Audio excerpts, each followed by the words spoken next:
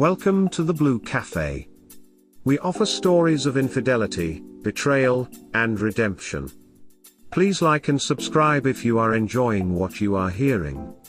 Now, on to today's story. I finally got my why, and I wish I hadn't. Need support. I found out about my partner's infidelity around December. It took me by such a surprise, since I had never trusted anyone as much as I trusted him. I could never wrap my head around why, and he would refuse to give me any answers or even talk about it. Last night in bed he made the comment that he was glad sex felt comfortable again, since he had been worried for a while that I was uncomfortable, and it dawned on me. The timing added up to around the time of my preliminary hearing for my rape case. He distanced himself from me during the court process, and he became less intimate with me as the months went on. This morning I asked him straight up, was this the reason for his cheating? He just stared at me with tears in his eyes. Tonight he finally came to me and said that after I was raped he was so concerned about me feeling uncomfortable during sex that he couldn't enjoy it anymore, so he looked to others for intimacy. I had never let my trauma affect our experience because I always felt safe with him. I never asked him to be this way, I never felt uncomfortable with him. I tried expressing this and told him that I almost didn't tell him before because I was afraid that he would look at me differently, and he stopped me. He asked that I never talk about that day or what happened again because he couldn't handle it. I'm not just hurt because of him cheating, I'm more hurt by the fact that he made my awful experience about himself. So he's basically saying that if you never got raped, he wouldn't have cheated. That he cheated on you to help you but won't even listen when you're asking for help. That's some world-class blame shifting right there. It's got to be one of the scumbaggiest excuses I've read on here. I wish you hadn't known, but I think it's good that you do. This why makes it a no-brainer to dump his ass.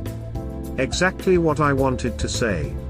This is so victim blame why and sad. Same point I was about to make. When a person tells you who they are, listen. I really hope this is a made-up story. This makes me sick to my stomach. Someone will really try to blame the fact you got raped on why they needed to cheat. So disgusting. Then get divorced. Demand an open marriage. Have some sort of discussion before you betray someone that was raped. Are you kidding me? Honestly? Couldn't have said better, I'm so sorry. He's behaved awfully, and has only compounded your trauma. That's so selfish of him. I hope you get justice in your case, and tip your cheating boyfriend straight into the bin. I'm so sorry this has happened to you. I hope you're getting all the help and support you need. You know you deserve better than a person who, when you need them the most, becomes distant and unsupportive, and starts cheating on you. You deserve someone who doesn't tell you to never talk to them about your trauma again, because it makes them feel bad. He has shown you that you cannot rely on him when you need him the most. He will make your troubles about himself, and distance himself from you.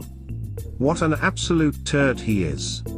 I know cheaters are usually expert-level gaslighters, but this is the worst I think I've seen. I am so sorry that he used your traumatic experience against you and tried to validate his own shittiness by using it as an excuse.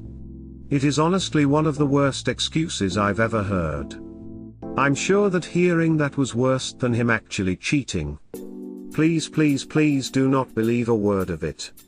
Nothing that happened to you is an excuse for what he did it because of his own lack of morals. If the fact he was a cheater wasn't bad enough, then justifying it this way is just horrific. You deserve much better in life, you have been handed such a crappy hand, and I hope you find happiness and someone that deserves you.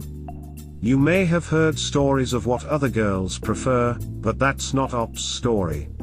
She specifically says that she felt safe with her partner. You're right, it is a very traumatic experience, and it can be hard to know how to react. But cheating is never a reasonable response. Even if someone's not sure what the correct way to deal with trauma is, I think it's safe to say they'd know, whether they wanted to admit it to themselves or not. Infidelity is the wrong way. He could have communicated with Op about how he was worried about making her uncomfortable, or talked to a therapist about his concerns, etc., etc. But if she was not okay with sex, he would still be the asshole for leaving her. Yes, she said she felt safe with him, but she could have been saying that to make him feel okay since he wouldn't know how to comfort her, etc. There's way too many variables. Infidelity is not the right way. I just think we can't rush to call him the asshole. He very well could have done this so he would not cause stress on her. Ultimately it did later. If it was just intimacy he wanted, then he had it. I begged him to be intimate with me. It got to the point that I stopped asking because of how reluctant he was to touch me or let me touch him. I did feel safe, I did feel love, and trust and all of those things you feel with the person you love, and he knew this because I told him often. Then before I knew it I was going to bed by myself every night. I thought he just needed space, that maybe he was just depressed. He just got colder and meaner every day until I heard the Grindr notification go off on his phone in the next room the day before my court date to send my ex-husband to jail for raping me. We hope you have enjoyed today's episode. Please like and subscribe. Cheers. Have an awesome day or night, wherever you are.